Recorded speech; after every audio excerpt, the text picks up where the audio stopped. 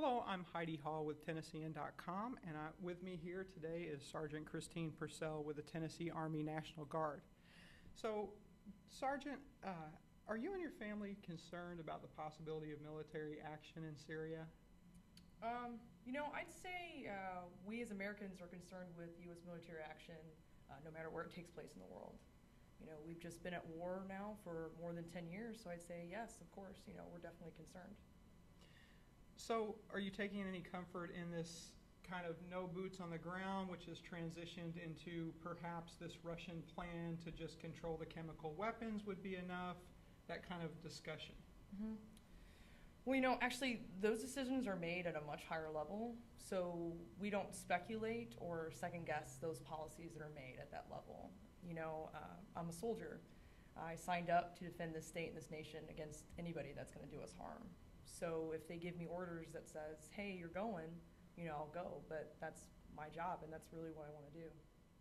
So I understand you're recently back from a deployment in Afghanistan. How many times have you been deployed in that theater in those wars, and for how long? You're correct. I just got back from Afghanistan. I got back probably about middle of June. That was my first combat deployment. I also did a tour in Guantanamo Bay, Cuba when I was 19. I was in Gitmo probably close to a year, and this tour was more closely to about 8 months to 9 months in country, about 60 days or so of training beforehand. So what was that like for the family that you left back here in the States? Well, I joined right after 9/11. I was still in high school when I enlisted, so my family always knew that it was a very highly probability that I was going to deploy. So it's not something that they wanted, but they knew that I wanted it so badly that they were going to support me. This time around with Afghanistan, I actually volunteered for this mission. It wasn't my unit. I was like, I really want to go. I feel like it's my duty, it's my service. I'd like to get the chance to get over there and fight the good fight. So I was able to go, and they supported me, but of course they were a little worried about that. But again, they're my family, so they were there for me constantly. Mm-hmm. So now with this situation in Syria being wall-to-wall news coverage, is that something that you and your family deal with by staying completely in tune with it?